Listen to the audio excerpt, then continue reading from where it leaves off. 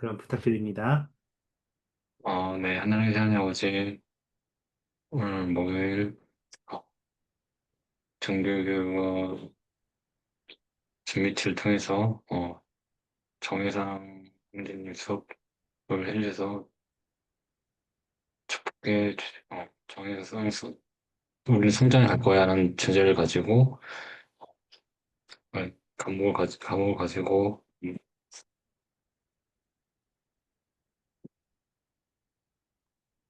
성신과 영을 느낄 수 있도록 축복해 주시고, 아직 안 들어오시는 형제자매 있다면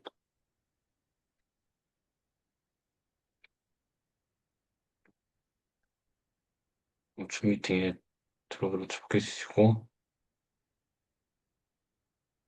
항상 수업한 데 있어서 성신을 초대해 주시도록 축복해 주시며, 예수 그리스도 이름으로 기도합니다. 아멘.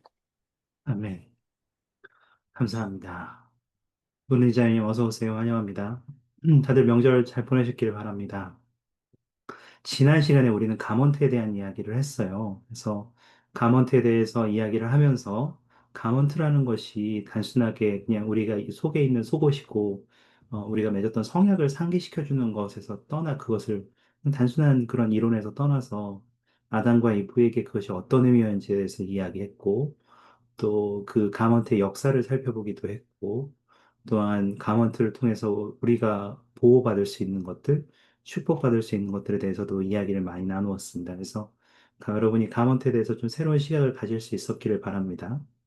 저희가 다음 주에는 의식에 대해서 이야기를 나눠요. 그래서 실제 성경에서 행해지는 의식들이 가지고 있는 의미에 대해서 조금 자세하게 이야기를 나눌 텐데, 오늘은 그 의식에 대해서 이야기를 하기 전에 그 의식을 통해서 맺게 되는 성향에 대해서 이야기를 하려고 해요. 먼저 이제 우리가 먼저 성향에 대해서 이야기하기 전에 저희는 율법과 계명에 대한 이야기로 먼저 시작을 하려고 해요. 그리고 이 이야기를 시작한 다음에 성약으로 넘어갈 텐데요. 크게 나누자면, 이제 그 율법과 성약에 대한 이야기를 먼저 하고, 두 번째는 우리가 성전에서 맺는 성약들이 실제로 어떠한 연관성을 가지고 있고, 어떻게 다양한 시각으로 그 성약들을 바라볼 수 있는가에 대해서 짧게 이야기할 겁니다.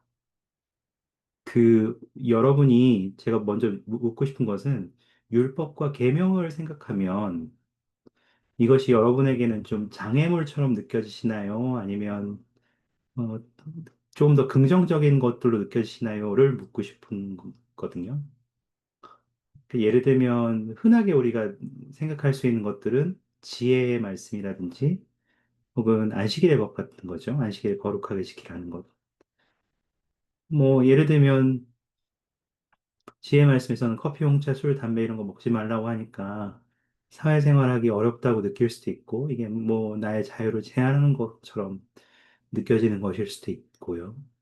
또 안식일의 율법을 생각하다 보면, 안식일을 거룩하게 지키는 것을 생각하다 보면, 해야 되는 것들과 하지 말아야 될 것들에 대한 생각들을 많이 하게 된단 말이죠. 근데 그런 생각을 하게 되면 자꾸 이제 주님께서 주신 율법과 계명들이 우리한테는 우리의 자유를 제한한다고 생각하는 사람들이 있는 것 같아요. 그래서 이것에 대한 여러분의 생각을 먼저 듣고 싶었거든요. 여러분들은 하나님의 율법이 여러분의 자유를 제한한다고 생각하나요? 아니면 좀 이것이 그렇더라도 이것을 긍정적으로 바라볼 수 있다고 생각하시나요?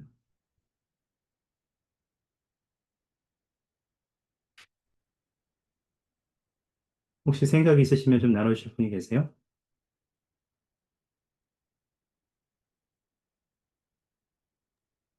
저는요, 네. 어렸을 때는 계명이라든지 뭐 청소년 표준 같은 것들을 생각했을 때 음, 사실 하면 안 되는 것들이라는 인식이 컸었어요. 그래서 네.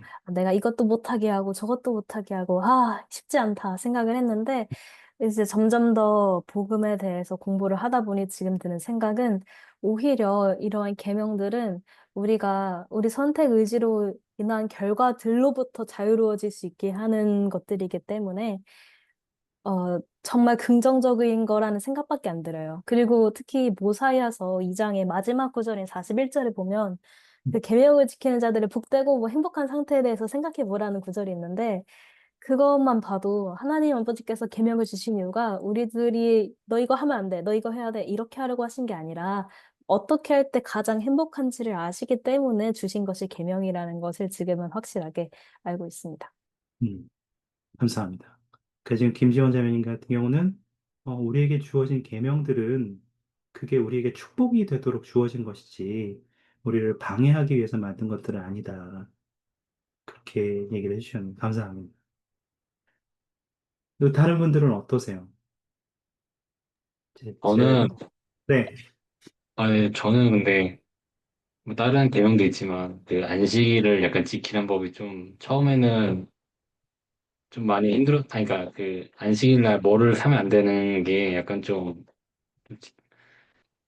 뭔가 좀 이해가 되지 않았고, 뭔가 좀 마음에 들지 않았습니다. 왜냐면 그런 필요할 때 약간 어떤 제한을 써야 할 경우도 있거든요. 근데 뭐 어딜 가야 되거나. 근데 하지만 그런 거를 좀 이제 지키자고 그런 안식일에 그런 걸 지키려고 했을 때 뭐 사지 않고 이제 사질 않으니까 어디 막 어, 이 교회를 끝나고 집에 가니까 그러니까 집에 있는 시간을 더 많이 보내고 그러니까 좀 내 뭐 가족하고 이렇게 시간도 많이 보낼 수 있고 이런 좀 정전 공부하는 시간도 많이 늘어나고 그런 하나님의 축복 많이 느낄 수 있었던 것 같아요. 그런 걸로.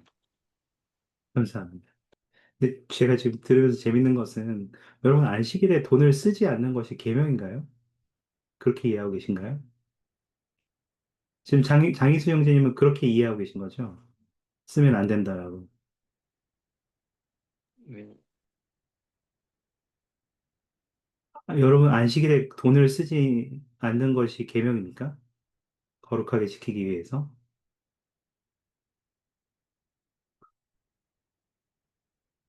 다들 대답을 안 하시는데. 김지현 자매님만 되게 의미심장하게 미소를 짓고 있는데, 네, 아니에요, 여러분.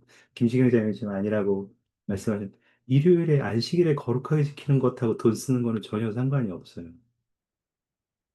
TV 보는 거는요, 전혀 아니죠. 그 상관이 없어요. 안식일에 거룩하게 지키는 것과 TV 보는 것과 돈 쓰는 것은 아무 상관이 없어요. 안식일을 거룩하게 지키라고 하는 율법에는 정말 안식일을 거룩하게 지키라는 거, 그거 자체 하나예요. 여러분이 이거 도움이 될 것 같아서 제가 이거는 나중에 한번 보실 수 있도록 링크를 나눠드리면 좋을 것 같은데, 예전에 넬슨 회장님 말씀이에요. 우리 안식일은 즐거운 날입니다. 라고 해서 있는데, 그 부분의 일부분을 잠깐 보여드릴게요. 제가 이제 하이라이트를 쳐놨는데, 여기에 보시면, 넬슨 회장님도 어릴 때는 안식일에 해야 할 일과 하지 말아야 할 일에 대해서 사람들이 만들어 놓는 목록을 공부했다는 거죠. 뭐, 야, 안식일에 TV 보면 안 돼. 안식일에 뭐, 너무 시끄러운 음악 들으면 안 돼. 안식일에 뭐, 뭐죠? 하여튼 나가서 돈 쓰면 안 돼. 이런 거였다는 거죠. 근데 나중에서야 비로소 안식일에 보이는 나의 행동과 태도가 나와 하나님 사이의, 아버지 사이의 표징이라는 것을 경전에서 배웠다고 하셨어요. 그리고 그 이해를 바탕으로 해야 하려고 하지 말아야 할 일에 대한 목록들은 더 이상 필요 없어졌다고 했어요. 그리고 어떤 활동이 안식일에 합당한지 여부를 결정할 때 단순히 넬슨 회장님은 이렇게 자문했대요. 나는 하나님께 어떤 표징을 드리고 싶은가? 이것이 아주 안식일과 관련된 선택들을 분명하게 해주었다는 거죠. 음, 그러니까 안식일에 해야 할 일과 하지 말아야 할 일을 가지고 안식일을 거룩하게 지키는 것을 이해했을 때, 그, 몇 가지 실패 사례들을 제가 좀 몇 개 들려드리겠습니다. 여러분의 것을 하라고 할 수는 없으니까. 저는 예전에 고등학교 때 시험 기간에 안식일 날 일요일 날 공부하기 너무 싫은 거예요. 그래서 아버지한테 이렇게 얘기를 했어요. 아버지, 저는 안식일을 거룩하게 지키기 위해서 공부를 이제 일요일 날 안 하겠습니다. 이렇게 얘기를 한 거죠. 이 얘기 했었나요, 제가? 아닌가요? 그랬더니 아버지가, 그래라? 그렇게 얘기해. 아버지는 별 생각 없으셨던 것 같아요. 근데 아버지, 그래라? 그래서 그렇게 말씀을 하셨어요. 그래서 저는 이제, 그럼 안식일에 뭘 할까? 그래서 생각을 했더니 이제 쉬어야 되잖아요. 그래서 안식일 날 저 게임도 좀 하고요. 저 1박 2일도 좀 봤고요. 그 무한도전도 뭐 지금은 다 끝난 프로그램입니다만 무한도전도 막 했고요. 막 이렇게 밤 늦게까지 막 했던 것 같아요. 그랬더니 아버지가 한 달쯤 지켜보시다가 저한테 야, 그럴 바에는 공부하는 게 더 경건한 것 같은데? 이렇게 말씀을 하시는 거죠. 근데 묘하게 설득력이 있는 거예요. 그래서 근데 질 수가 없잖아요. 저 죽어도 공부하고 싶지 않았어요. 그래서 알겠다. 그러면 내가 정말 안식일을 거룩하게 지켰다 해서 안식일은 쉬는 날이니까 내가 자야겠다. 고등학생이니까 너무 평소에 힘들다. 그래서 갔다 와서 라면 끓여 먹고 점심부터 잤어요. 밥 먹고 바로 자요. 그럼 저녁 먹을 때까지 잤어요. 그리고 저녁 먹을 때 다시 일어나서 저녁을 먹고 다시 잤어요. 그래서 그 다음날 아침까지 아무것도 안 하고 잠만 자고 일어난 거예요. 저도 지금 생각하면 그게 어떻게 가능하지 그랬는데 그게 가능하더라고요. 마음을 먹으니까 또 그게 가능해요. 그래서 너무 행복한 거예요. 잠도 미친 듯이 자니까. 그때 한 달쯤 지켜보시다가 아버지가 야, 그렇게 할 바에는 공부하는 게 더 경건한 것 같은데 또 이렇게 말씀하시는 거죠. 근데 제가 또 반박할 수 없어서 그 다음에는 제가 그럼 차라리 공부를 하겠다 해서 시험 기간에는 공부를 했던 기억이 나요. 또 한 경우는 어, 그 제 아내가 이제 선교사로 봉사할 때, 제 아내가 서울 선교부에서 봉사했는데, 같이 봉사하던 외국 장로가 한 명 있었대요. 근데 그 선교부에 있던 그 외국 장로는 일요일에 돈 쓰는 것을 정말 극혐하는 사람이었대.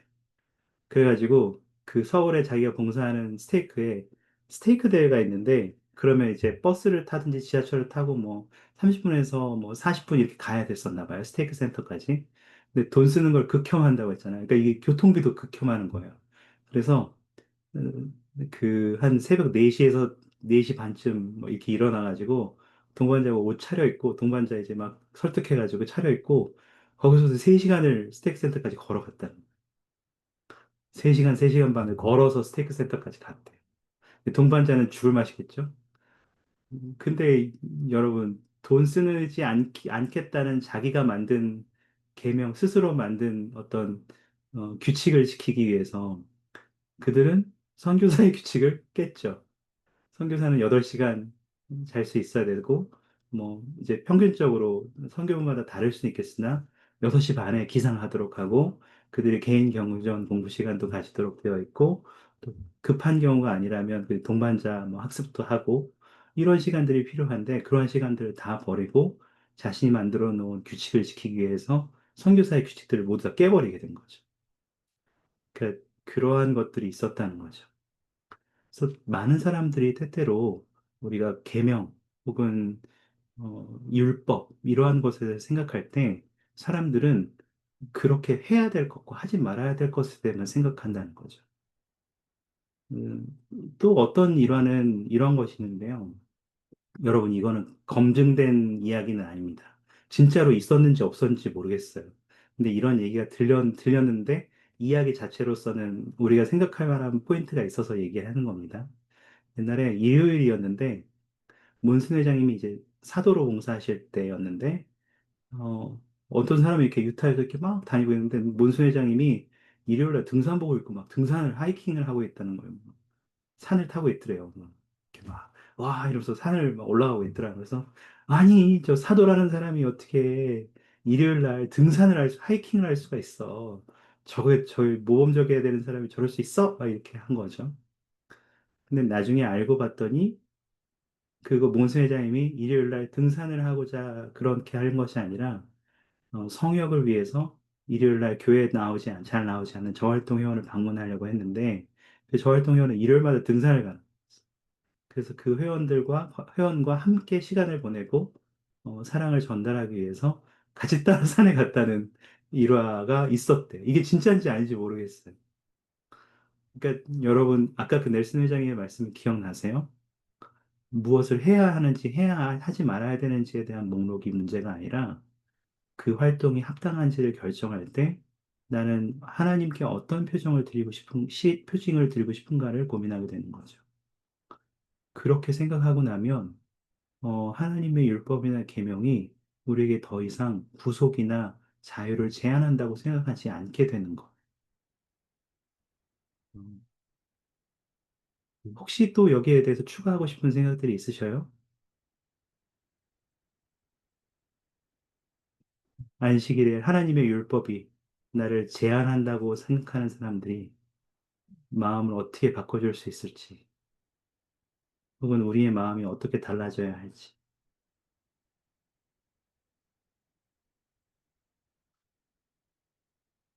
네. 하나님의 율법에는 신체적인 보호나 어떤 필멸의 시험들이 포함되기는 하잖아요, 사실은. 우리가 제한이 아니라고 한들 하여튼 뭔가를 하지 말라고 하시는 것들은 분명히 있고 무언가 하라고 하는 것도 분명히 있죠. 예를 들면 제가 이제 FSY의 운영위원장으로 2024년에 봉사할 때 한 청녀가 이제 부모님은 가기를 바라니까 자녀가 이제 다 돈을 이제 내놓고 등록도 미리 부모님이 다 해놓고선 청녀를 막 설득한 거예요. 가자, 가자. 근데 청녀는 나 가기 싫어 이렇게 얘기한 거죠. 그랬더니 어머니가 이제 비책으로 내놓은 것이 뭐였냐면 그럼 정말 가는 게 맞는지 아니면 안 가도 되는지 하나님께 기도해 볼래? 이렇게 권유한 거예요. 근데 이 청녀가 이제 화를 확 내면서 아 그건 가라는 거잖아 이렇게 얘기를 한 거예요. 그 얘기는 가라는 거잖아. 기도하면 가라고 할 거 아니야? 이렇게 한 거죠. 어머니에게 어떠한 의도가 그 뒤에 숨어 있는지는 잘 모르겠어요. 다만 저는 제가 그것을 이해할 때 어머니는 그 기도해보라는 경험을 권유했을 때 저는 FSI에 가는 것을 결정하든지 가지 않기를 결정하든지가 문제가 아니라 정말 그 청녀가 스스로 개인적인 시간을 내어서 조용한 곳에서 하나님과 대화를 해보고 그 대화를 통해서 하나님의 영과 교통하는 경험을 해보는 그 자체가 중요하다고 이해를 했어요. 그리고 나서 그것이 가지 않기로 결정하는 것이었다면 그럴 수도 있다고 생각해요. 물론 가면 더 좋을 수도 있다고 생각하지만. 그렇지만 어떤 사람에게는 가느냐 가지 않느냐가 중요한 것이 아니라 그 경험, 하나님에게 조용히 기도해보고 또 그 경험을 통해서 주님과 개인적인 관계를 맺어보는 경험이 중요하다는 것을 아마 제가 이해하기에는 어머님이 그런 의도가 있었다고 생각합니다. 김지경 자님이 마치 저희 집을 보는 것 같네요. 이렇게 말씀하셨는데 모든 집이 사실 그렇죠. 자녀가 있는 집들에서는. 그래서 하나님의 율법에는 신체적인 보호나 필멸 시험의 이상의 더 중요한 목적이 있어요. 어, 그, 제가, 이거는 이제 랩넌드 장로님 말씀인데요. 이거를 잠깐 공유 드리겠습니다. 카톡방하고 채팅창에 공유 드렸고요. 제가 한번 읽어 드릴 테니까 눈으로 한번 같이 따라와 보세요. 하나님의 계획에는 우리를 위한 지침이 포함되며 이 지침은 경전의 계명으로 언급되어 있습니다. 이러한 계명은 그저 우리에게 순정하도록 훈련할 목적만으로 주어진 기발하거나 임의적인 규칙의 집합이 아닙니다. 계명은 우리가 신성한 성품을 기르고 하나님 아버지께 돌아가며 영원한 기쁨을 얻는 것과 관계가 있습니다. 생각해 보세요. 우리에게 주어진 율법들은 단순하게 우리에게 너 순종해, 순종하면 행복해 라고 이야기하는 것이 아니라 순종해보는 그 계명을 지키는 경험들, 그리고 그것에 순종해서 내가 앞으로 나아가 보는 경험을 통해서 우리가 그분과 같이 주님과 같은 성품을 기르고 또 하나님 아버지께 돌아가고 궁극적으로 또 영원한 기쁨을 얻는 것과 관계가 있는 것이에요. 혹시 여러분은 계명을 지킴으로써 스스로 아까 이제 장유수 형제님은 내가 돈 쓰는 것이 참 어려울 때가 많았는데 쓰지 않도록 내가 노력하는 것이 어려울 때가 있었는데 그렇게 했을 때 오히려 가족들하고 시간도 보내고 어, 또 내가 좀 더 주님과 가까워지는 데 도움이 됐다고 말씀하셨잖아요. 혹시 여러분들은 여러분 스스로가 주님의 계명이나 율법에 순종함으로써 정말로 받을 수 있었던 축복들이 있으세요? 여러분이 좀 더 하나님과 같이 되는데 도움이 되었던 그런 경험들이 있으세요? 혹시 좀 그러한 것들이 있으시면 좀 한두 분 정도 들을 수 있을까요?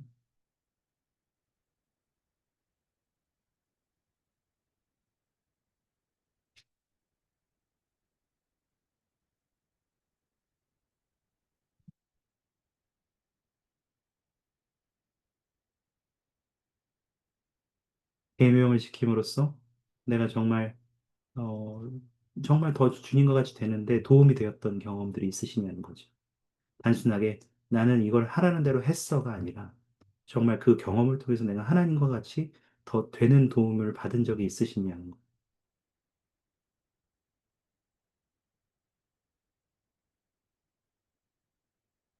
혹시 있으시면 잠깐 듣고 싶습니다.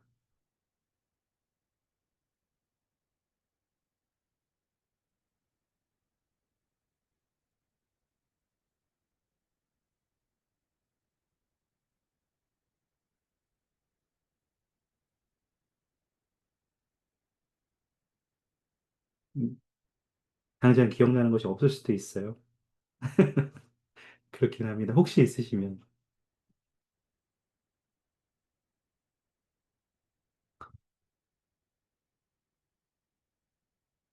네.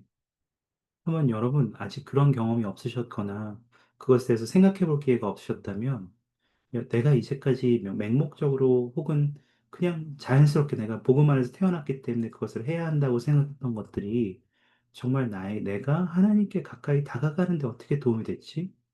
를 고민해 볼 수 있는 기회가 되기를 바래요.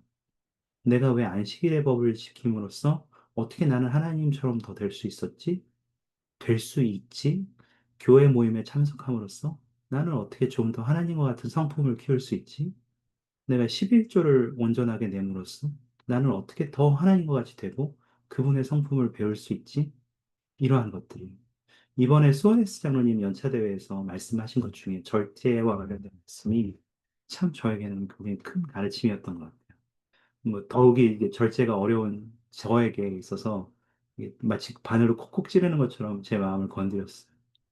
참 저에게는 큰 가르침이 됐는데 마치 그 절제를 통해서도 우리가 단순하게 이걸 참는 것을 순종하는 것이 아니라 내가 그렇게 함으로써 주님과 같은 성품을 갖추어 나가는 것처럼 말이죠. 어, 또한 더불어서 우리에게 주어지는 율법과 계명들은 단순하게 우리를 이렇게 가로막기 위한 것이 아니라는 것을 이제 우리가 이야기하고 있는데요. 그것은 우리를 믿지 않거나 혹은 우리를 신뢰하지 않거나 혹은 우리를 그분보다 낮은 존재로서 보기 때문에 이러한 것들을 주시지는 않으셨습니다. 기본적인 전제는 그분이 우리를 사랑하시기 때문에 주시는 거예요.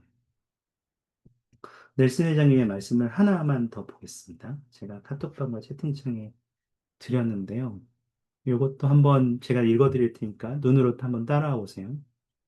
하나님 아버지와 아들께서는 우리를 무한하고 완벽한 사랑으로 사랑하시기에 그리고 그분들이 보는 모든 것을 우리가 볼 수 없다는 것을 아심으로 우리를 인도하고 보호할 율법을 주리에게 주셨습니다. 저와 아내가 자녀를 위해 만든 규칙이 사랑으로 인한 것이었듯 하나님의 율법 또한 우리 각자를 위한 그분의 완벽한 사랑을 보여줍니다. 그분의 율법은 우리를 영적으로 안전하게 지켜주고 성장하도록 돕습니다.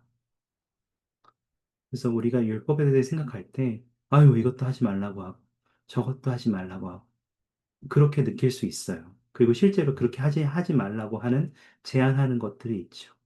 그렇기는 하지만 그것을 단순하게 우리를 가로막는 장벽으로 볼 것인지 아니면 우리를 보호하고 우리가 성장할 수 있도록 도와주는 인도의 방법으로 볼 것인지는 우리에게 달린 것 같습니다.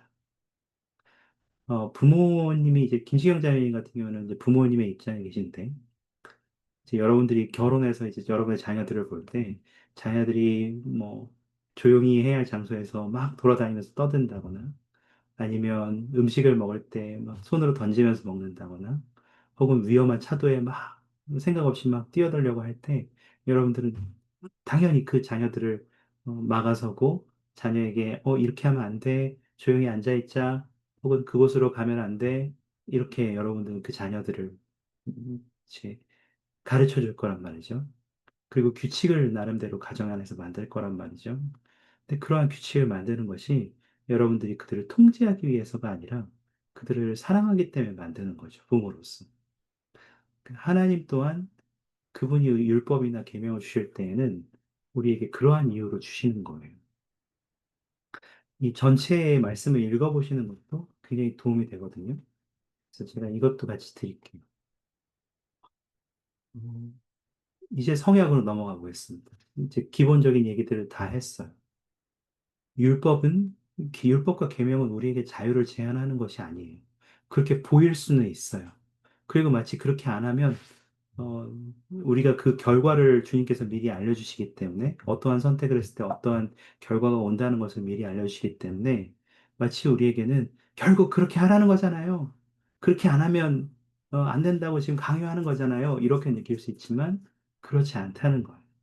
오히려 우리를 보호해주는 울타리가 되고 우리가 어떻게 더 성장해서 주님과 같이 될 수 있는지 우리를 도와주는 계단과 같은 역할을 한다는 것을 우리가 바라보고 그러한 방식으로 율법과 주님의 계명을 바라볼 수 있기를 바랍니다. 성약도 마찬가지예요.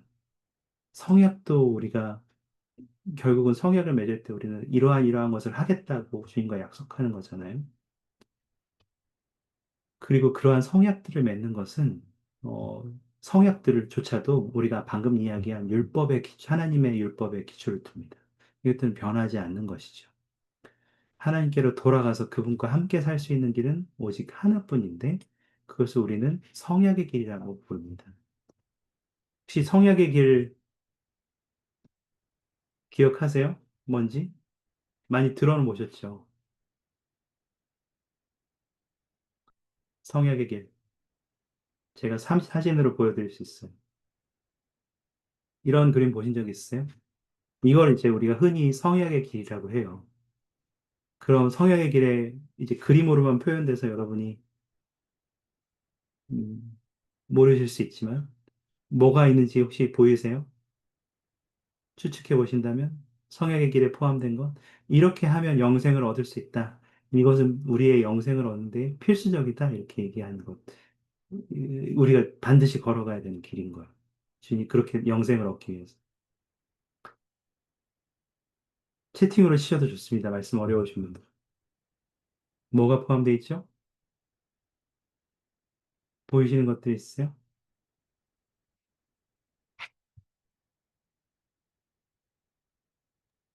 침례를 받고요. 맞아요. 네. 성신의 은사를 받고요. 네. 그 세 번째 거는 확실하진 않지만 성찬에 취하고 있는 것 같아요. 맞아요. 성찬이에요. 그리고 성전에 가서 뭐 네. 가족 역사 사업을 하는 건지 아니면 부모님하고 입목내는 건지 모르겠지만 음, 성전에 간 것 같습니다. 네. 마지막은 성전에서 영원한 결혼 성약을 맺는 것으로 보입니다. 감사합니다. 감사합니다. 맞아요. 이게 우리가 부르는 성향이기에 조금 더 자세하게, 분명하게 다시 제가 말씀을 드리면, 김지현자님이 정말 잘 말씀해 주셨는데, 우리는 구원의 필수적인 의식 중에 첫 번째는 침례와 성신의 은사예요. 이것 없이 주님의 왕국에 갈 수 없어요. 그리고 그 다음에는 이 형제들에게만 해당하는 것인데, 성찬에 전달하는 그림은 나왔지만, 신권이에요. 형제들은 신권을 받아야만 해요. 이것이 구원의 필수적인 것이에요. 그리고 네 번째 위에 있는 그림은 이제 가족이 다 같이 성전에 가고 있는데요. 이것은 여기에서는 이제 그렇게는 잘 안 보이지만 개인 엔다우먼트. 우리가 구원을 얻기 위해서는 개인 엔다우먼트를 꼭 받아야만 해요. 그리고 마지막이 성전 결혼, 가족 인봉이죠. 그리고 끝까지 견디는 과정까지가 다 포함이 된 거. 이것이 주님의 왕국, 승영에 이르기 위해서는 필수적으로 우리가 거쳐야 하는 길인 거예요. 그래서 이러한 것들을 우리가 성역의 길이라고 부릅니다. 우리가 각자의 왜 성역의 길이라고 부르냐면 우리는 각자 침례를 받고 또 신권을 받고 성신의 은사를 받고 개인의 엔다먼트를 받고 인봉에 참여할 때 우리는 각자 주인과 어떤 성스러운 약속들을 맺기 때문이에요. 그러한 약속들에 대해서 모두 기억하고 계신가요? 라고 하면 갑자기 머리가 복잡해지죠? 그래서 저는 친절하게 보여드리기로 결정했습니다. 오늘 할 것은 퍼즐 맞추기인데요. 이, 그래서 아까 보신 그림대로 하나님께 돌아가서 그분과 살 수 있는 유일한 길은 하나뿐인데, 그것을 성약의 길이라고 부르고, 그 성약의 길이라는 문구는 일련의 과정을 이야기하는 거예요. 주님께 나아가고, 하나님 아버지와 연결되고, 그리고 성약을 지킬 때 우리는 하나님과 하나가 되죠. 성약의 재미있는 점은 성약은 협상할 수 없다는 거예요. 성약은 일괄적으로 주님께서 정하십니다. 우리가 그건 아닌데 예를 들어서 뭐 여러분 자동차 보험 가입하실 때 뭐 대인은 1억까지만 할게요. 10억까지만 할게요. 뭐 이렇게 정할 수 있잖아요, 조건들을. 성약은 그렇게 할 수 없어요. 하나님이 무조건 정해요. 그리고 하나님은 우리에게 너 그거 따를 거니 안 따를 거니만 물어보시는 거예요. 그래서 우리는 그 신권 의식에 참여할 때 그러한 성약을 맺게 되고 그것을 지킬 때 하나님께서는 어떤 특정한 축복을 보장해 주신다고 말씀하시는 거예요. 결국 우리가 이제 계약을 하면 깰 수 없는 것처럼 이것들은 다 우리에게 계약으로 묶여 있는 거예요. 그래서 성약은 누구에게나 침례로 시작되고 신권을 받고 엔다원트 거기서 5가지 성약을 맺고 또 네, 성전 인봉으로 가죠. 근데 여러분 그것을 제가 이제 그림으로 잠깐 보여드릴 텐데요. 보셔야 한번. 잠깐만요.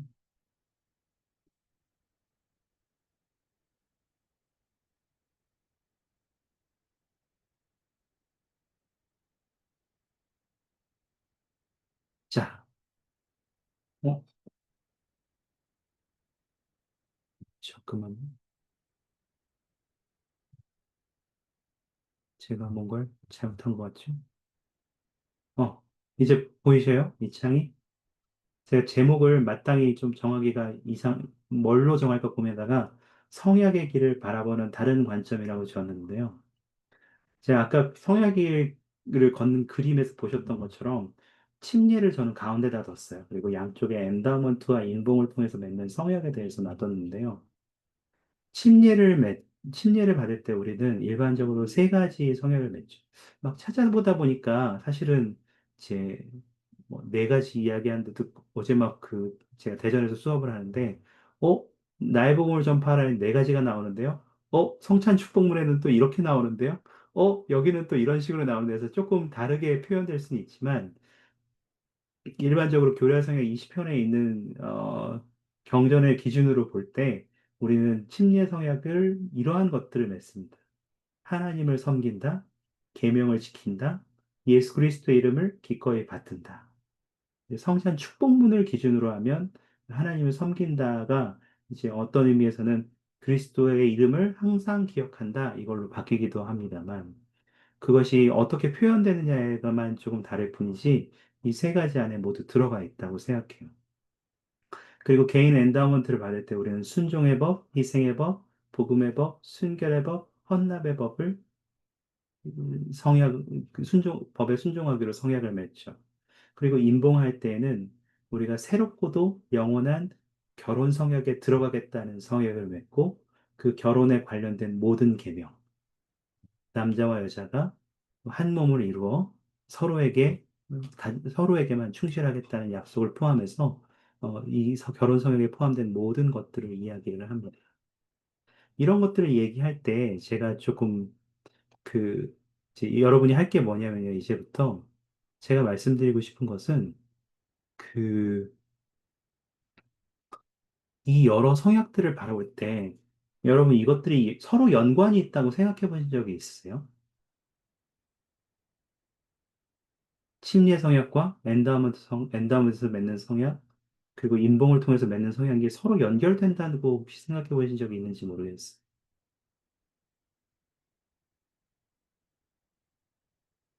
있으세요? 근데 제가 말씀드리고 싶은 것은 이 여러 성약들은 순차적일 뿐만 아니라 우리와 하나님의 관계에서 하나씩 더해지고 시너지 효과를 내게 됩니다. 그리고 각각의 성약은 계속해서 그 위에 더해지면서 결속력을 더하게 되고 하나님과 더 가까워지게 되고 그분과의 관계를 강화하는 경험으로 이어지게 됩니다. 한번 볼까요? 예를 들면 침례 성약에 하나님을 섬긴다, 계명을 지킨다, 예수 그리스도의 이름으로 기꺼이 받든다 이 3가지가 있지 않습니까? 근데 예를 들면 엔다우먼트의 순종의 법은 어떠한 이 침례 성약이 어디에 비슷한, 뭐라 하죠? 공통점을 가지고 있을 거라고 생각하세요. 순종의 법은 하나님의 계명을 지키기 위해서 힘써 노력하겠다고 주님과 약속을 하는 거죠. 어디와 연결되는 것 같으세요? 바로, 네, 계명을 지키는 거죠. 이게 이제 하나를 보여드린 겁니다. 이제 보이세요? 엔다우먼트에서 맺는 5가지의 성약들은 침례 성약과 구별되는 다른 것들이 아닌 거예요. 기본적으로 처음 우리가 주님과 침례 성약을 맺은 다음에 그 위에 더해지는 더 높은 단계의 축복 성약들인 거예요. 그러면 희생의 법은요? 찍으셔도 괜찮아요. 이거 여러분 맞추라고 만든 거 맞추라고 만든 건 아니에요. 희생의 법에 순종하겠다고 우리가 두 번째로 약속하는데 여기에는 주님의 일을 돕기 위해서 우리가 희생하겠고 상한 마음과 통회하는 심령으로 회개하겠다는 것을 의미하거든요. 이건 어디하고 친례 성역의 어떤 것과 좀 맞닿을 거야. 중복도 가능합니다, 여러분. 그 여러 개일 수도 있어요. 한 개만이 아니라. 혹시 찍을 수 있나요?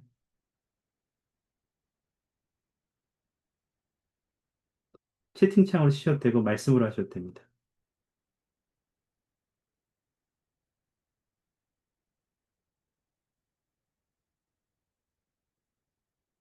하나님을 섬긴다? 오, 네, 네, 네. 하나님을 섬긴다? 볼까요, 답을? 네. 그것만 빼고 다 연결돼요. 근데 하나님을 섬긴다도 저는 포함될 수 있다고 생각해요. 여기 있는 거는 그냥 일반적인 흐름을 보여주는 거지, 이게 무조건 정답이야, 이렇게 얘기하고 싶진 않아요. 다만, 이 성약은 하나님의 계명을 지키겠다는 심리의 성약의 약속과 정확히 일치하게 되는 거죠. 그분의 계명을 지키겠다는 심리의 성약과 일치하고, 또 우리가 회개도 포함되잖아요. 포함된다는 것은, 회개를 한다는 것은 우리가 그리스도에게 그분의 것에 집중하겠다고 이야기하는, 그분의 것을 존중하고 그분의 것에 따르기 위해 최선을 다하겠다고 하는 그분의 이름을 받드는 것도 포함되죠. 그리고 장혜수 선생님이 말씀하신 것처럼 저는 하나님을 섬기는 것에도 포함될 수 있다고 생각해요. 감사합니다. 제가 말씀드리고 싶은 것은 정답 맞췄느냐 안 맞췄느냐가 아니에요. 아까 율법을 보실 때처럼 이게 이거 하지 말아라 해야 되냐를 보는 데 집중하시는 것이 아니라 도대체 각 율법들이 어떻게 연결되는가 그 흐름을 보시길 바라는 거예요. 복음의 법은요.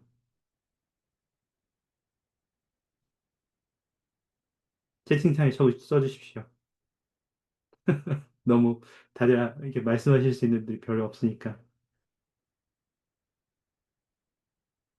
복음의 법은 어떤 것과 연관이 있을까요? 침례성약 중에.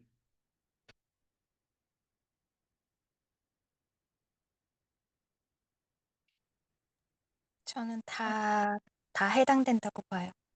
다 해당된다고 보십니까? 네. 네. 그 복음의 율법에 순종하겠다고 성약하는 거거든요. 근데 그것 중에 하나는 이게 교리에 따라 생활하는 거죠. 그리고 구원 및 승형 위수기를 받아 통해서 하나님과 성약을 맺는 것도 포함되고 또 하나님을 사랑하고 이웃을 사랑하는 계명을 지키는 것도 포함되죠. 네, 맞아요. 그래서 복음의 법은 결국 세 개 다 포함돼요. 순결의 법은요.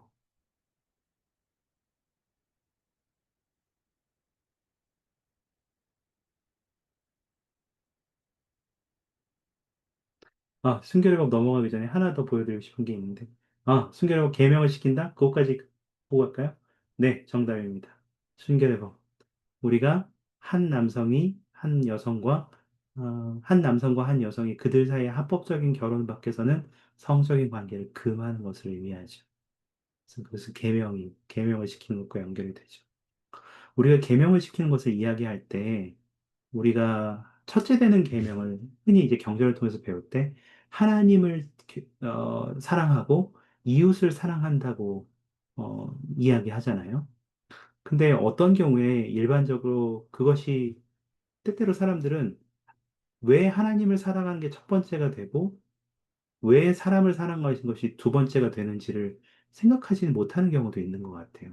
어떤 경우에 결국 둘 다 사랑하면 되니까 이웃을 먼저 사랑하고 하나님을 사랑할 수 있는 것이 아닌가라고 생각할 수도 있는 것 같아요. 근데 여러분 그렇나요? 이웃을 먼저 사랑하고 하나님을 사랑할 수도 있을까요? 어쨌든 둘 다 사랑하는 거잖아요. 이건 좀 번외적인 얘기입니다만, 어떻게 생각하세요?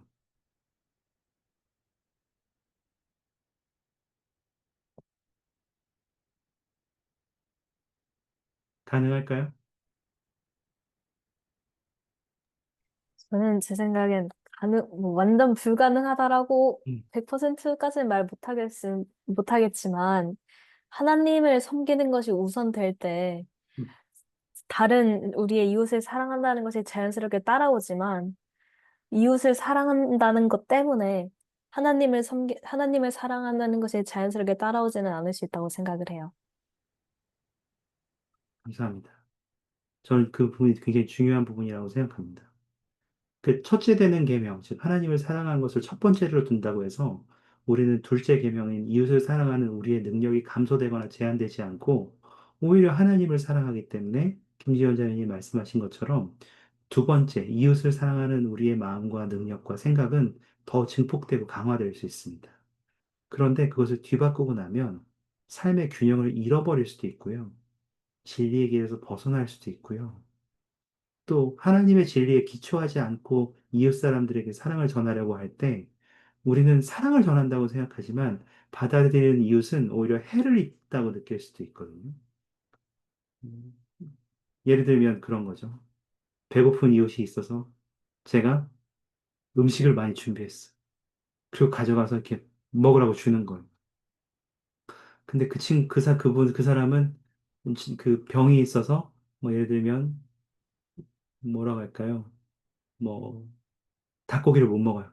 근데 저는 치킨이 유명하니까 굽네 치킨도 사가고 뭐 저기 뭐죠? 뭐 하여튼 그 유명한 요즘에 그 뭐죠? 기영이 두 마리 치킨 그 돼지 껍데기 치킨이 너무 맛있더라고요. 그 곱창 치킨 이런 거 너무 맛있더라고요. 근데 그거를 막 사가는 거예요. 그래서 사가서 야 치킨 먹어. 그럼 안 먹는다고 막 그래. 못 먹어요, 못 먹어. 그러더니 야, 너 건강하게 먹어야지. 치킨을 먹어야 단백질을 섭취해야지. 이거 되게 유명한 거야. 빨리 먹어. 그래가지고 막 먹이는 거예요. 막. 그러면 그게 그 사람을 사랑하는 거냐는 거죠. 그래서 삶의 균형을 잃거나 오히려 행복이나 진리에서 오히려 벗어날 수도 있는 거죠. 그래서 그것이 오히려 해가 될 수도 있는 거예요. 이거는 우리가 오늘 자세히 다루진 않겠지만 혹시 이것을 보고 싶은 분들을 위해서 디토드 크리스토퍼슨 장로님의 그 첫째 계명을 첫 번째로라는 이 말씀을 읽어보시도록 권해드립니다. 다시 돌아오죠. 헌납의 법은요. 침례 성약이 어떤 것과 연결이 될까요? 이거는 자신과 주님께서 우리에게 추구해 주시는 모든 것을 그분의 교회를 세우는데 바친다는 것을 의미하는 거거든요. 뭐에 포함될까요? 이 세 가지 중에. 채팅창에 적어 주십시오. 도전하실 분.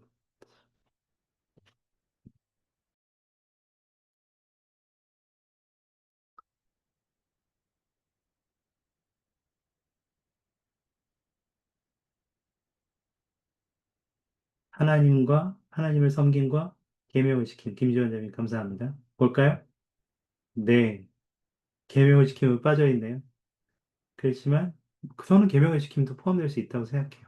네, 이거는 제가 그 우리 읽기 과제에 있는 읽기 과제를 바탕으로 해서 그냥 제가 임의로 그은 거예요. 그래서 저는 이제 아까 말씀드렸듯이 이 화살표가 여기만 정답이야라고 보시는 게 아니라 정말 이렇게 연결되어서 발전하도록 되어 있구나를 보시기를 바라는 거예요.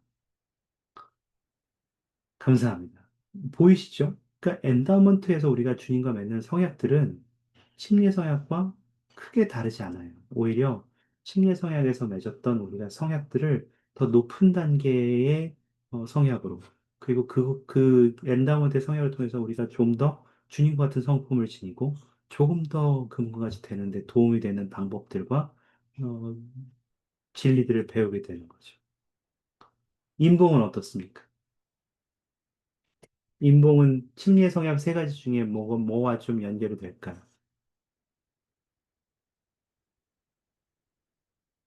인봉은 우리가 생각할 때 일반적으로 먼저 생각하게 되는 것은 아브라함이죠. 아브라함이 복음을 받고 또 그가 아내와 함께 승용의 성약인 해의 왕국에 결혼을 했습니다. 그래서 아브라함의 성약에 따라서 자신이 맺은 성약의 모든 축복이 다른 사람들도 이것을 복음을 받아들이기만 한다면 자신의 모든 후손들에게 주어질 것이라는 약속을 받습니다. 그리고 우리는 교회 회원이 됨으로써, 침례를 받고 교회 회원이 됨으로써 아브라함의 성약을, 아브라함의 자손이 되는 경험을 하게 되고 그 성약의 약속들을 받을 자격을 가지게 되는 거죠. 여기에는 우리가 승용에 이르게 되는 것, 자손들을 가지게 되고 그들과 영원히 연결되는 것, 남편과 아내로서 함께 동등한 생활을 하고 서로 보살피며 또 혼자서는 들어갈 수 없는 신권의 반차에 들어가는, 즉 해외 왕국의 가장 높은 등급에 들어가게 하는데 이 인봉이 인봉이 필요하고 성약이 필요하죠. 이거는 뭐와 연결이 될까요? 친일 성약. 보이시는 것들이 있어요? 채팅창에 쳐주십시오. 셋 다 해당하는 것 같다고 김진경 장님이 말씀하셨는데 한번 볼까요? 맞아요. 셋 다 해당돼요. 사실 뭐 그냥 뭐에만 해당된다, 뭐에만 해당된다 이럴 수 있는데 각 엔다우먼트라든지 인봉에 해당되는 것들은 어떻게든 심리의 성향과 연결되는 거예요.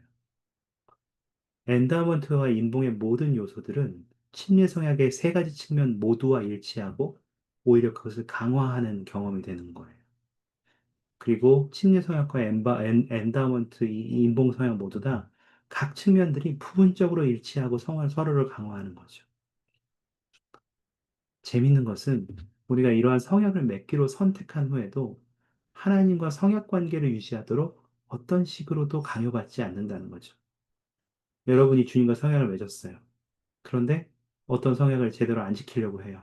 그럴 때 갑자기 하늘에서 번개가 내려면서 그거 아니야 이렇게 말하나요? 그런 거 없죠. 여러분이 어떠한 성약을 깨뜨리고자 하는, 성약을 지키지 않고 싶은 생각이 들 때, 혹은 그런 행동을 할 때, 갑자기 천사가 내려와서 우리의 엉덩이를, 막 몽둥이를 치나요? 그런 일은 없죠. 네. 어떤 식으로 강요받지 않아요. 하나님과 성약의 유대를 맺을 때, 우리는 그분과 성약을 공유하는 거예요. 그리고 함께 경험하고, 성약에 참여하는 거예요. 여러분, 남성과 여성이 인봉을 받을 때도 마찬가지예요. 그들은 서로 성약을 맺는데요. 우리가 결혼 생활을 하면 그 성전 인봉을 받게 되면 우리가 제일 좋다고 생각하는 것 중에 하나는 가족이 영원할 수 있다는 거잖아요. 제가 이거 이제 화면은 제가 이제 끄겠습니다. 잠시 공유는 끄겠는데 가족이 영원할 수 있다는 거잖아요. 근데 생각해 보세요, 여러분. 막상 여러분이 결혼할 때가 돼서 제가 속물이라서 그럴 수 있습니다. 먼저 저의 개인적인 의견을 밝혀드립니다만 내가 결혼을 하기로 결정했다고 여러분 생각해요, 누군가와.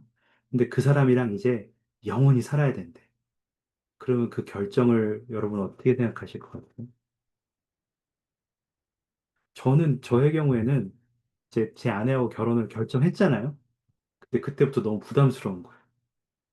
아, 한 10년 살다가 싫어지면 어떻게 하지? 이런 생각도 막 들기도 하고, 이거 결혼을 했는데 내가 잘못된 선택을 했다고 느끼면 어떻게 하지, 살다가? 그런 생각들이 막 드는 거예요. 그런 생각이 막 들기 시작하면서 영원히 함께 한다는 게 되게 부담스러운 거예요. 영원히 함께 한다는 게. 이거 되돌릴 수 없다. 인봉을 풀려면 재외장단한테 가야 된다. 어떻게 하지? 이게 맞나? 내가 정말 올바른 선택을 내렸나? 그래서 저의 그런 되게 인간적이고 저의 그런 부족한 면들이 그때 굉장히 많이 드러나서 제 아내한테 프로포즈하고 집에 오면서 이제 행복해야 되잖아요. 막, 와, 그때 드디어 결혼한다.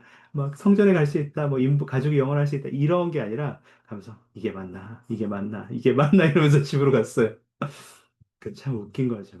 그렇지만 다행히 여전히 전 17년 정도 결혼 생활을 유지하면서 제 아내가 저에게 가장 훌륭한 저의 동반자이고, 아, 그때 결혼 안 했으면 결혼 못 했을지도 몰라요. 하여튼 제 아내에게 매번 감사를 표합니다. 근데 이 성약을 맺을 때 한 사람이 영원히 다른 사람에게 묶여 있다고 생각하는 것은 오해의 소지가 있어요. 그러니까 노예가 되거나 억압을 받거나 족쇄가 채워지거나 강요를 받지 않아요. 오히려 남편과 아내는 서로 성약을 공유하는 거예요. 함께 경험하는 거예요. 그러니까 어떠한 성향에 있어서건 여러분들이 어떠한 성향을 주님과 맺었건 상관없이 여러분 침례 성향만 맺었건 엔다우먼트까지 가셨던 인본까지 가셨던 상관없이 여러분에게 가장 중요한 것은 여전히 우리가 구원의 계획에 우리가 이전에 다룰 때 이야기했던 선택의지가 되는 거예요. 이 선택의지는 모든 성향을 맺는 데 있어서 가장 중요한 부분이에요. 그 옥수 회장님께서 말씀하신 부분들을 잠깐 나눠드릴게요. 이거는 네, 옥수 회장님의 말씀. 우리 읽기 과제에 있었던 내용이에요. 보시면 우리는 하나님께서 어느 누구에게도 그 사람의 뜻에 반하여 인본관계를 맺도록 강요하지 않을 것임을 알고 있습니다. 인본된 관계가 가져오는 축복은 성향을 지키는 모든 사람에게 보장되지만 합당하지 않거나 원하지 않는 사람에게 인본된 관계를 강요하지 않습니다. 그리고 성전 인봉을 받았더라도 어느 누구도 자신이 선택하지 않거나 받아들이지 않은 결혼 생활을 하도록 강요받지도 않을 거예요. 때로는 우리가 사람이고 우리의 선택에 있어서 그것이 우리가 선택한 것이 잘못될 수도 있고 혹은 우리가 올바른 선택을 내렸더라도 사람이 함께 살아가면서 그 사람이 다른 올바르지 않은 선택을 내림으로써 인해서 관계가 변화할 수도 있거든요. 단순히 내가 올바른 선택을 내렸다고 해서 그 결혼 관계가 영원히 지속되진 않아요. 나와 함께하는 동반자가 잘못된 선택을 내릴 수도 있고 환경적인 영향도 받을 수 있거든요. 그렇지만 그러한 경우에 그래, 우리 성전 결혼했으니까 내가 참아야 돼. 끝까지 참아야지. 영원한 관계야. 영원한 가족인데 내가 그러면 안 되지. 이혼하면 안 되지. 그렇게 요구하지 않는다는 거예요. 물론 우리는 부부로서 하나가 되고 영원히 그 결혼을 이어가도록 노력할 것이 요구되지만 그렇다고 우리가 폭력적인 상황이나 학대라든지 혹은 불합리한 상황을 무조건 견디라고 요구하지는 않는다는 것도 이 성역 관계에 있어서 우리가 기억할 한 부분인 것 같습니다. 네, 그래요. 그래서 이-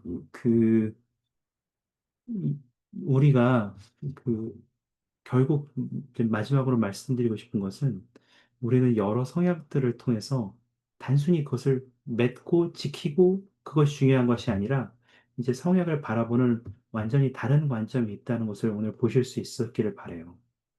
오늘 보셨던 이 화살표들의 연결고리처럼 각 성향들은 우리가 더 하나님께 나아가고 그분과의 관계를 강화하고 이것이 순차적으로 이루어질 수 있도록 도와준다는 것이 있습니다. 침례, 엔다먼트, 인봉, 네, 서로를 도와주고 이 성역들은 서로를 뒷받침하고 서로를 더욱 강화시켜주며 우리가 더욱더 굳건하게 그리스도의 제자로서 끝까지 남을 수 있도록 도와줍니다. 이 부분을 여러분들이 오늘 볼 수 있었기를 바랍니다. 그리고 그것을 이해하는 데 도움이 되었기를 바랍니다. 또 어떤 경우에는 한 가지 마지막으로 말씀드리고 싶은 것은 이러한 것이 있어요. 그 이제 아까 우리가 성의 얘기를 이야기하면서 이제 침례, 성신의 연사, 신권, 엔다우먼트, 인봉에 대해서 이야기를 했잖아요. 근데 이제 다른 것들은 내 마음대로 내가 이제 마음 먹고 준비하면 마음대로 할 수 있는데 사실 결혼은 내가 마음 먹고 내가 하고 싶다고 해서 할 수 있는 게 아니란 말이죠. 그렇지 않습니까? 그건 상대방도 나와 같은 생각을 해서 나를 좋아해줘야 할 수 있는 거잖아요. 나와 같은 생각을 하고 나와 하나가 되기로 결정을 해야만 할 수 있는 거잖아요. 때로 사람을 이 교회 복음 안에서 살아가는 그 생활을 하면 성의 길을 걸어가면서 때로는 내가 최선을 다해서 노력했음에도 불구하고 어떤 사람들은 결혼을 하지 못하는 경우들도 있어요. 그런 경우에 어떤 사람들은 이 성약의 길을 걸어가는 것에 대해서 잘못 이해하고 이렇게 얘기하는 사람들도 있어요. 야, 저 사람 복음에 충실한 사람이고, 교회도 잘 다니고, 훌륭한 사람이야. 그냥 결혼해. 야, 인봉해야지. 승연 가야지. 결혼해. 저 사람도 결혼 안 했어. 뭘 따져. 그냥 사지 멀쩡하고 훌륭한 사람이면 됐지. 뭘 따져. 이렇게 얘기하는 사람이 있기도 하거든요. 근데 여러분, 그렇게 해야 될까요? 네. 김지현님이 고개를 절레절레 흔드셨는데, 그게 강요될 수 없어요. 그 충실함은 우리가 맺은 성역에 따라 생활하는 방법에 대한 개인적인 선택이에요. 그리고 주님께서는 우리가 배우자에게 임봉되지 않았다고 해서 제자로서 구주께 나아가는 우리의 진보가 중단되도록 하지도 않으실 거예요. 그래서 우리가 계속해서 그리스도에 대한 간증에 용감하다면 우리의 진보도 계속될 것입니다. 구원은 개인의 문제지만 승용은 가족의 문제라고 이제 선지자들은 가르치잖아요. 우리가 부부로서 때로는 가족의 문제라고 해서 그러면 내 남편은 저 활동됐는데 그럼 날 승용이 못 가나? 전혀 생각하실 필요가 없어요. 난 결혼을 못했는데 승용이 못 가나? 그렇지 않습니다. 가장 중요한 진리는 내가 끝까지 충실했다면, 그리고 그렇게 살기 위해서 그리스도의 제자가 되기 끝까지 노력하셨다면, 여러분의 승용을 막을 수 있는 것은 아무도 없다는 것을 기억하시기 바랍니다. 그래서 아까 우리가 이야기한 것처럼 단순하게, 어, 안식일에 돈 쓰면 안 되는데, 안식일에 TV 보면 안 되는데, 안식일에 성역해야 되는데, 이러한 투두 리스트에 얽매이지 마시고, 내가 어떻게 하나님께 어떤 표징을 드릴까에 집중할 수 있기를 바랍니다. 그리고 그리스도의 제자가 되기에 최선을 다해 끝까지 노력하시기 바랍니다. 어떤 사람들은 단순하게, 나 이제 침례도 받았고, 성신연사 받았고, 신권 받았고, 엔다우먼트 받았고, 인봉도 받았어.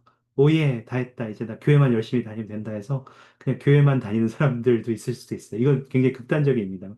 감독님, 저 부름 받고 싶지 않아요. 교회만 잘 나가면 돼요. 저 이제 버티면 되거든요. 이렇게 말씀하는 사람들이 있을지도 몰라요. 그렇게 잘못 오해하는 사람들도. 저 이제 힘들게 교회 안 다니고 편하게 다녀요. 저 인복까지 받았으니까 더 이제 필요 없어요. 그냥 끝까지 교회만 잘 다니면 돼요. 저 활동만 안 되면 돼요. 그게 아니에요. 주님께서 우리에게 제자로서 끝까지 노력하기를 기대하세요.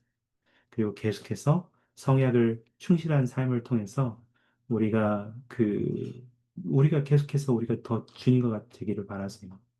그리고 그것의 재밌는 점은 우리가 그렇게 노력했을 때 우리가 이룬 것이 30%든 80%든 90%든 상관없이 하나님께서는 우리가 그분의 왕국에서 온전하게 될 수 있도록 도와주신다는 겁니다. 넬슨 회장님은 그 2022년 10월 연차대회에서 10월 리아우나에서 하나님과 이것만 전해드리고 마지막 마무리하겠습니다.